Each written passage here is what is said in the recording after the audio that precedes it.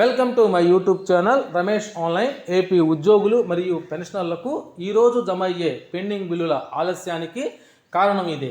ఎవరికి ఎంతెంత చెల్లింపులు జరిగే లిస్ట్ అనే హెడ్లైన్తో ఉన్నటువంటి వీడియోని అయితే మనం చూస్తున్నాం. చూసే ముందుగా ఫ్రెండ్స్ ఎవరైనా ఇంకా మన ఛానల్ని సబ్స్క్రైబ్ చేసుకోకపోతే వెంటనే సబ్స్క్రైబ్ చేసుకోండి.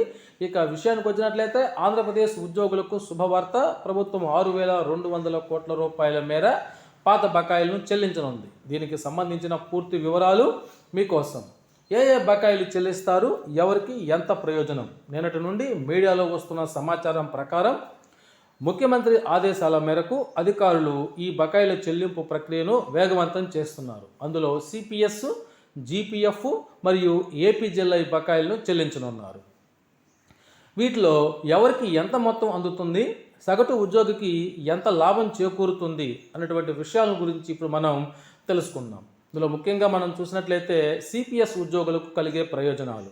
సిపిఎస్ ఉద్యోగులకు 2 రకాలుగా ప్రయోజనం చేరేటువంటి అవకాశం అయితే ఉంటుంది. అదేవిధంగా జీపీఎఫ్ ఉద్యోగులకైతే 3 రకాలుగా ప్రయోజనం కలుగుతుంది. ముందుగా సిపిఎస్ ఉద్యోగుల గురించి చూసినట్లయితే ఉద్యోగుల జీతాల నుండి సిపిఎస్ కోసం డబ్బులు కట్ అయినా అవి వారి ఖాతాలో జమ కాలేదు. ఈ ప్రభుత్వం వచ్చిన తర్వాత జనవరి నుండి జూలై వరకు సుమారు 5-6 నెలలకు సంబంధించిన మొత్తాలు జమ చేయడం జరిగింది. మార్చి నెలలో కూడా 2 విడతల సిపిఎస్ డబ్బులు ఉద్యోగుల ఖాతాలో జమ అయినట్లు మెసేజ్లు కూడా వచ్చాయి. ఇంకా 1-2 నెలలకు సంబంధించిన బకాయిలు ఏమైనా ఉంటే అవి కూడా ఇప్పుడు జమ చేసేటువంటి అవకాశం ఉంది. ఈ మిస్సింగ్ క్రెడిట్స్ అనేవి నేరుగా ఉద్యోగుల యొక్క ప్రాన్ ఖాతాల్లోకి జమ అవుతాయి. కాబట్టి ఇవి ఉద్యోగుల యొక్క శాలరీ అకౌంట్లోకి అయితే రావు. ఇక జీపీఎఫ్కి సంబంధించి ఇందాక చెప్పుకున్నట్లుగా 3 రకాలుగా చెల్లింపులు జరుగుతాయి. Missing credits, GPF closures, GPF loans. So GPF closures గురించి చూసినట్లయితే ఉద్యోగ విరమణ చేసిన వారికి లేదా జీపీఎఫ్ ఖాతాను ముగించిన ఉద్యోగులకు రావాల్సిన డబ్బులు పెండింగ్లో కనుక ఉన్నట్లయితే వాటిని చెల్లిస్తారు. ఈ డబ్బులు ఉద్యోగులకి చేతికి నేరుగా అందుతాయి. ఇక జీపీఎఫ్ లోన్స్, జీపీఎఫ్ నుండి రుణాలు తీసుకున్న ఉద్యోగులకు సంబంధించిన బకాయిలు ఏమన్నా ఉంటే వాటిని కూడా జమ చేస్తారు.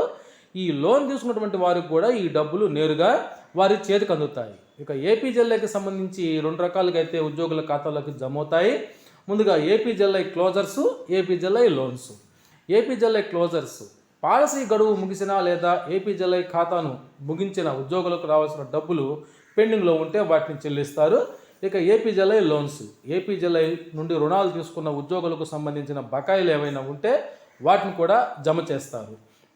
అయితే ఈ 2 రకాల డబ్బులు నేరుగా ఉద్యోగుల యొక్క ఖాతాల్లోకి అయితే జమ అవుతూ ఉంటాయి.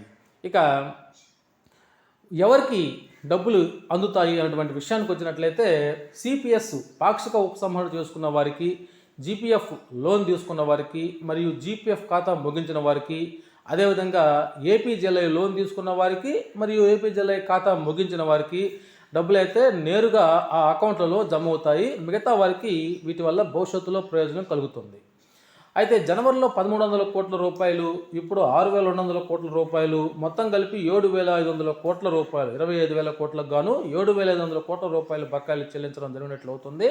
గత ప్రభుత్వ హయాంలో పేరుకుపోయిన బకాయిలను విడతల వారీగా చెల్లించడానికి ప్రభుత్వం అయితే కృషి చేస్తుంది. అయితే ఇంతవరకు ఈ చెల్లింపులు జరగకపోవడానికి ప్రధాన కారణంగా చూసినట్లయితే మార్చి నెలాఖరు కాబట్టి ఈ యొక్క ఫైనాన్షియల్ కోడ్కు సంబంధించి బిల్ నెంబర్లు 2025 ట్రెజరీ బిల్ సైట్లో ఉండేటట్లుగా రావాలని చెప్పి అధికారులు తెలియజేస్తున్నారు. అందువల్ల బిల్ నెంబర్లు మైగ్రేట్ కారణంగా చెల్లింపుల ఆలస్యానికి కారణంగా చెప్పుకోవచ్చు.